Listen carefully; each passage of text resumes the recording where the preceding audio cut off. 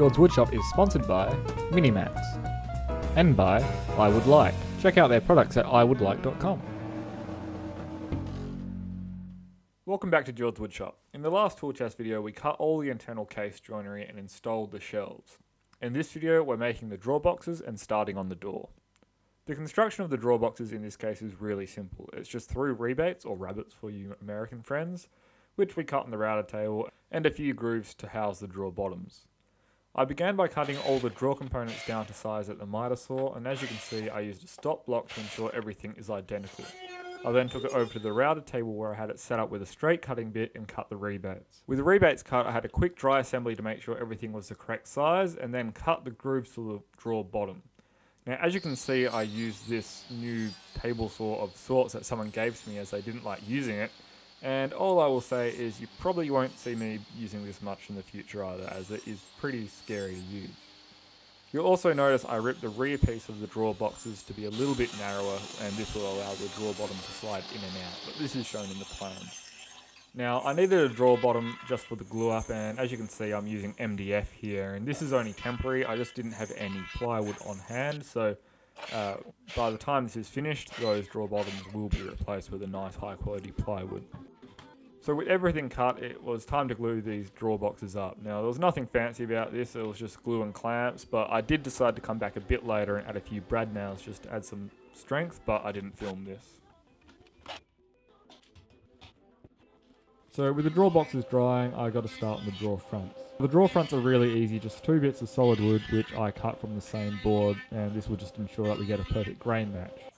So I machined it down to thickness, ripped them to rough width, and then I sent them through the thicknesser on edge to bring to the final size and make sure they're both identical. Now, as you can see, I've left them long here, and we'll trim that down, but that will be in the next video when we actually fit the drawer fronts to the boxes. Now, a few days later, I came back to the workshop and I glued everything up. So I probably should have used a longer setting glue like an epoxy or something, as the Titebond's 2 open time was kind of pushing it there. But I just applied plenty of glue to the dovetails, into the dados and grooves, as well as the tenons, and we slid everything together and applied plenty of clamps, making sure everything was nice and square. Once that had dried for a few hours, I came back, installed the square shelf, which is a bit of an interesting glue up in itself. As you can see, I had to try a few different combinations here. But with a few curls, it all worked out quite well, and the glue up went without a hitch. Now finally onto the door. The door is really simple here. It's just a 55mm by 17mm thick bits of carry, which are joined together using mortise and tenons. In the plans, I do show a traditional mortise and tenon joint there, but as I'm finding it really hard to get time in the shop, I decided to use dominoes as it's a bit faster, but really, dowels or biscuits would do the exact same thing too. Now, the stock for my door came from a really big chunk of carry, which was 55mm thick, so I just ripped several strips using the bandsaw and brought them to thickness, and then I cut everything to size using the miter saw. I tell you what, this is where a high quality miter saw really comes into its own. Life becomes that much easier when you know you can trust your saw to give you dead on results. With everything cut, I lay it out on my bench and mark where I want all the tenons and plunge away. Now I'm using 8mm by 40mm dominoes here, and truthfully it is overkill, but hey, why not?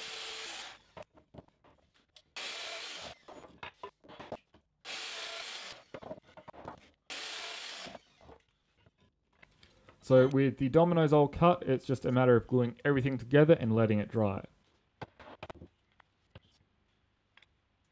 Now, just to be clear, this door has removable door panels, so it's a bit different to your traditional frame and panel door where you need to glue up with the panel in place, but this will become quite obvious in the next video. Once the door frame was dry, it was time to come back with a router and a rebating bit and just cut a rebate for the door panels.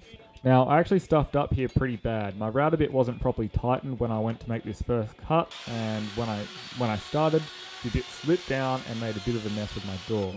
Now, I actually know how I'm going to fix this by hiding it, but that's going to be kind of a dedicated video in itself, so you'll see that next week.